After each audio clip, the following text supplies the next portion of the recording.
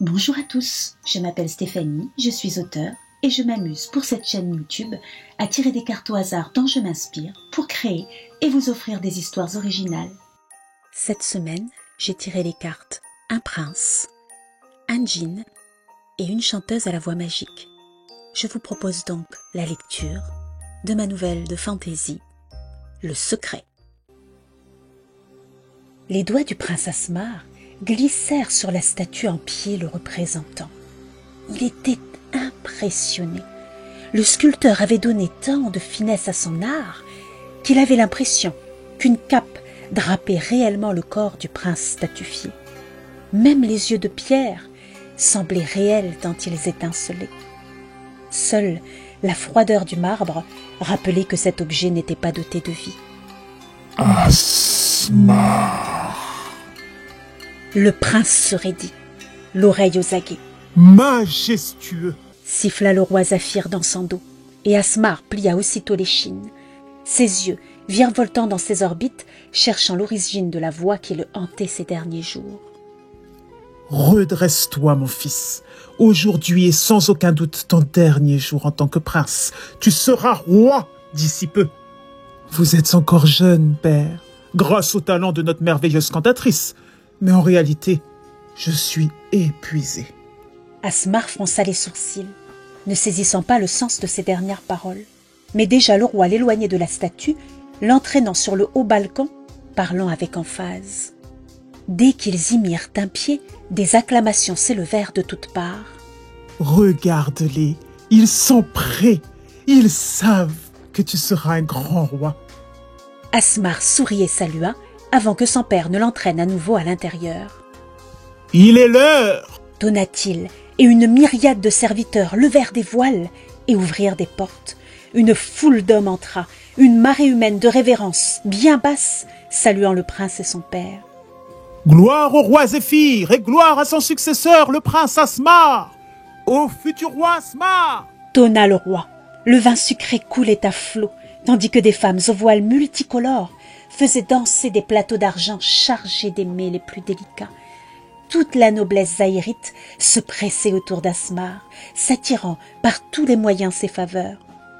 Asmar ne comprenait toujours pas pourquoi son père avait tant insisté pour organiser une cérémonie d'intronisation, alors que dans la tradition zaïrite, un roi n'accédait au trône qu'à la mort de son prédécesseur. Mais personne ne semblait partager ses interrogations. La musique était forte lorsque les danseuses du ventre accaparèrent l'attention des nobles. Asmar! Il l'avait encore entendu. Il ne pouvait pas en douter. Une voix irréelle, inhumaine. Asmar observait à présent chaque visage autour de lui, son cœur battant dans sa poitrine. Une ombre le frôla. Il se redressa, prêt à la suivre, mais déjà son père l'attirait vers une pièce sombre du palais. L'ombre, invisible pour tous à part lui, le suivait avec raideur. Il est l'heure, mon fils. Viens, tu dois découvrir le secret. Un escalier en colimaçon les conduisit plus bas que les cachots. Il faisait si sombre dans cette partie du palais que le domestique qui les accompagnait dut allumer une torche. Asmar frémit lorsqu'ils entrèrent dans une salle froide et humide menant à l'entrée d'une caverne débouchant sur un lac souterrain. Père, que faites-vous? Le roi venait d'ôter son turban de magnificence, son ample manteau de soie brodé d'or et de pierres précieuses, sa ceinture étincelante et ses hautes bottes de cuir souple. Et il entrait dans l'eau noire et gelée. Ne t'inquiète pas. Ouvre tes yeux et observe. Ouvre tes oreilles et écoute. Ouvre ton cœur et ressens les enseignements. Voici le secret d'un règne lent et prospère. Voici le secret d'un royaume paisible et d'un peuple fier. Et n'oublie jamais comme je t'aimais et comme j'étais fier de l'homme que tu étais. Père? Le roi fit un signe brusque, l'exhortant au silence. Qu'elle entre! Tonna-t-il, et une grande femme voilée de verre entra en glissant dans la pièce. Écoute-moi bien, mon fils. Une fois par mois, lorsque la lune est la plus ronde, tu devras réaliser cette cérémonie. C'est la cérémonie du sang, celui que tu offres à ton peuple. Déshabille-toi et rejoins-moi. Jamais Asmar n'avait refusé un ordre de son père. À ses yeux, Zafir était un modèle de sagesse et d'intelligence. Mais alors qu'il ôtait le délicat turban qui le coiffait, une étrange sensation le submergeait. Il sentit son souffle se couper lorsque son pied pénétra l'eau sombre, et ses pensées se bousculaient lorsque la surface glacée coula sur son ventre. Asmar, non! L'ombre semblait se liquéfier. Le prince se figea.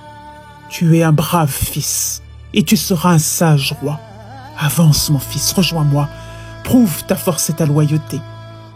Comme tu le sais, mon père est mort durant la grande bataille de 100 ans, et j'ai récupéré un royaume brûlé.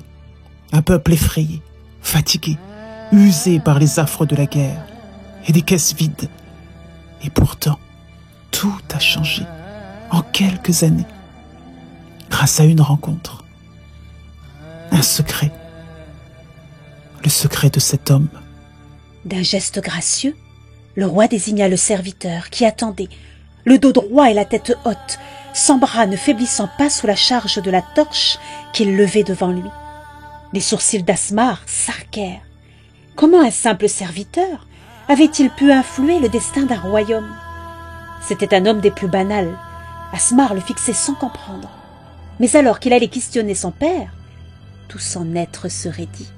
Asmar, tu as encore le temps.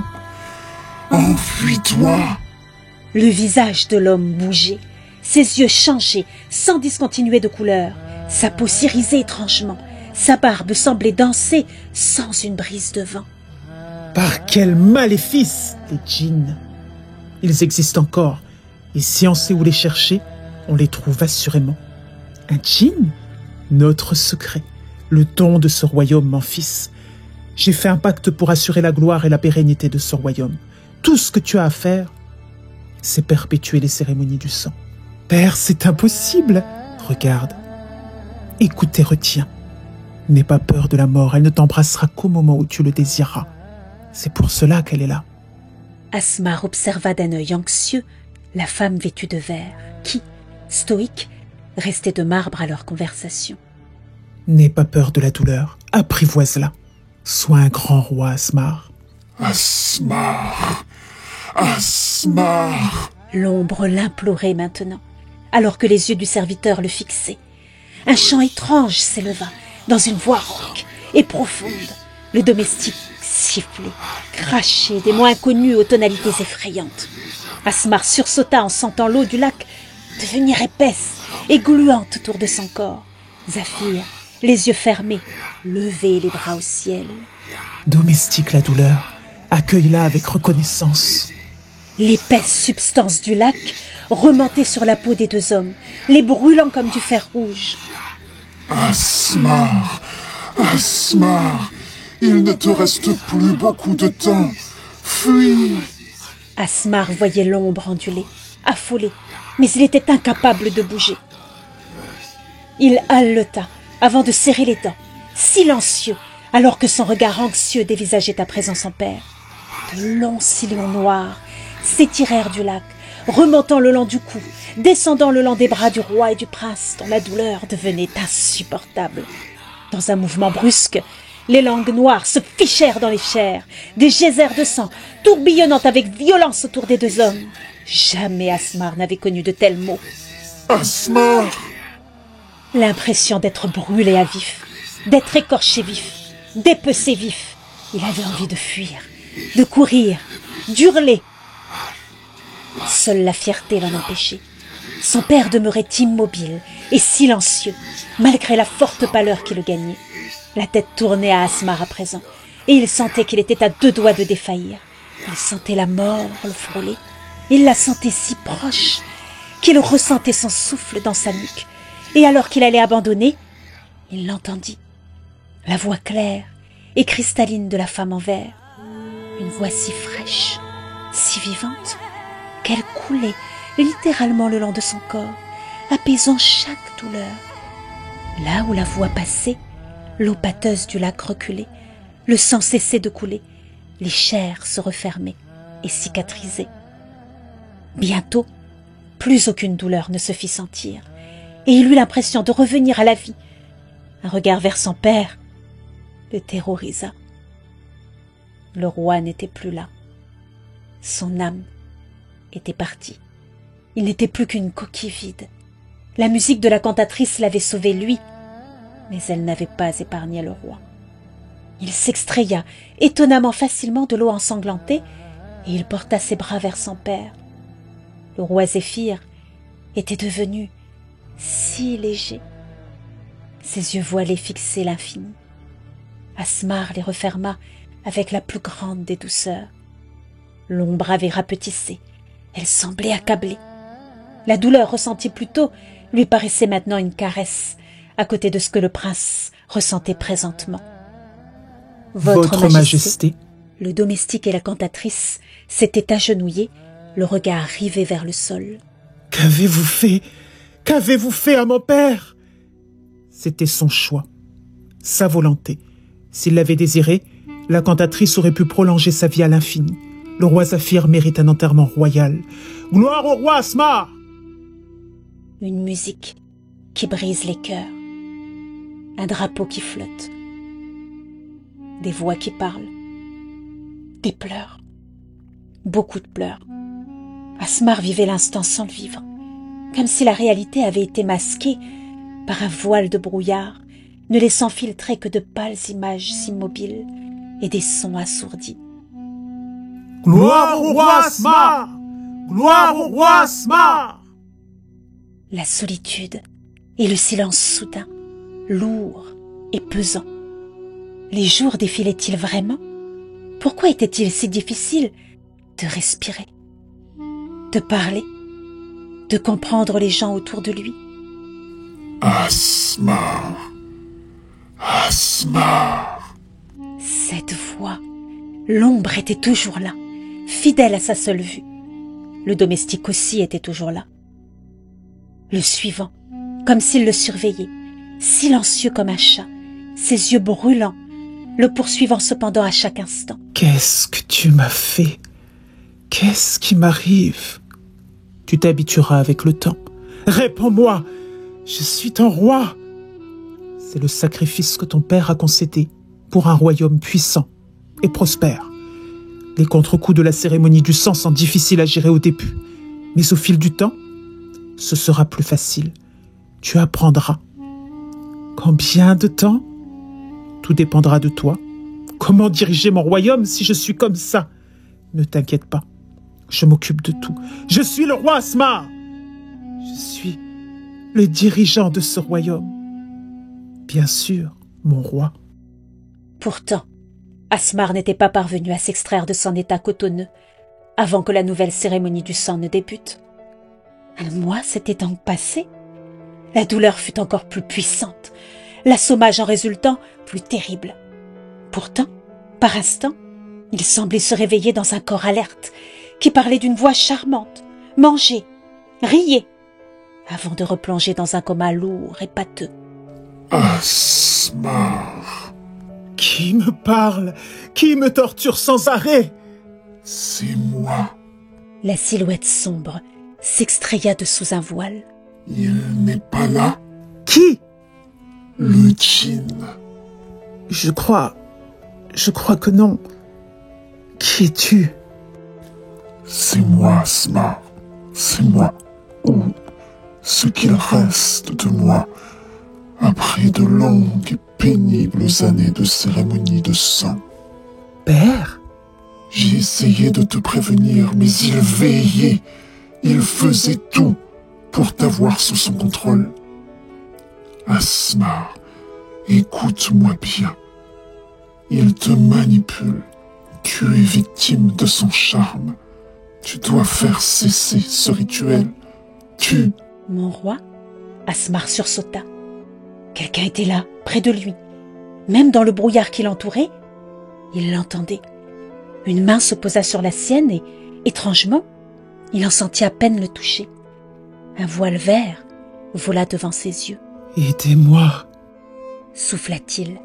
L'étreinte sur sa main parut un peu plus chaude. Il avait l'impression de sentir des mouvements tout près de lui, un souffle sur son oreille.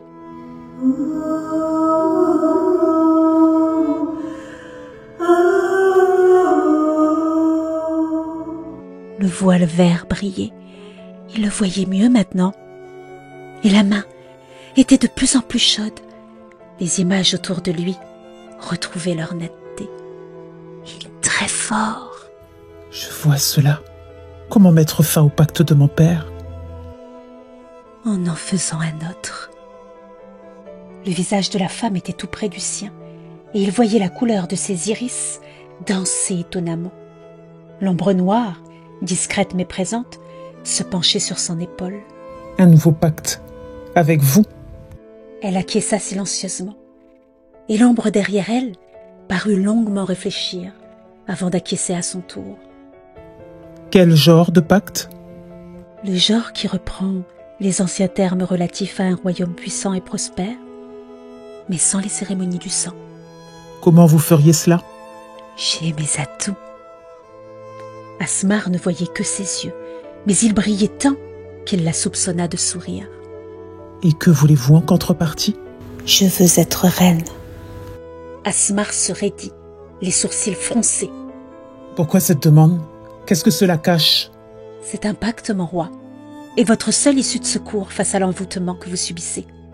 Soit vous l'acceptez, soit vous refusez. Les cartes sont entre vos mains. Un consentement se doit d'être éclairé. Sans moi, vous seriez encore dans les limbes. Sa voix paraissait moins claire, la pièce dans laquelle il se trouvait moins lumineuse. Il est fort, je ne peux pas contrer son pouvoir toute seule, j'ai besoin d'un pacte. Très bien, alors faisons-le. Il sentit qu'elle manipulait une de ses mains, déjà terriblement engourdie. Ainsi soit-il. Ainsi soit-il. La douleur fusa, alors qu'un projecteur de lumière semblait viser ses yeux. Il secoua la tête, observant sa main ensanglantée, emprisonnée dans celle de la cantatrice. Un hurlement retentit, faisant trembler les murs du palais. Il est parti, assura la femme en vert. Vraiment? Aussi simplement que cela? Nous, les djinns, tirons parti de nos pactes, et ne sommes plus rien s'ils sont rompus. Et maintenant? Maintenant, je pense qu'un mariage doit être célébré. Asmar avait retrouvé toutes ses facultés. À nouveau, il pouvait jouir des couleurs, des saveurs, des conversations et des chants. Un chant en particulier, un chant chanteur qui le réveillait le matin et l'endormait le soir. Un son qui le mettait systématiquement de bonne humeur. La reine Parisa occupait toutes ses pensées. Jamais Asmar n'avait vu une femme plus enchanteresse. Elle était un ange protecteur, un oiseau de miel, un talisman de protection. Roi Asmar, voici le décret. Asmar sourit, l'air un peu hébété. Qu'attend-il de moi? Souffla-t-il en se penchant vers sa reine, humant avec enivrement les doux effluves de son parfum. Vous devez juste signer, mon roi. Qu'est-ce donc? Peu importe, signez, faites-moi confiance, mon cher. Asmar sourit de plus belle, s'emparant de la plume et signant d'un mouvement joyeux. Il se tendit cependant en voyant une ombre glisser au bord de son champ de vision. Asmar. Tout va bien, mon roi? C'est incroyable. Avec vous à mes côtés, la vie est merveilleuse. L'ombre glissa lentement, sa tête dodelinant de gauche à droite. Asmar aurait dû être effrayé, ou même étonné, mais il se tut, pris d'une impression soudaine. Il n'aurait su dire comment, mais il savait qu'il connaissait cette ombre. Et pour une obscure raison, il sentait au plus profond de lui-même qu'il devait garder le secret. Merci beaucoup pour votre écoute. J'espère que cette histoire vous a plu. Si c'est le cas, n'hésitez pas à commenter, à liker, à vous abonner si ce n'est pas encore fait et à découvrir toutes les autres histoires de ma petite fabrique à histoire. À bientôt!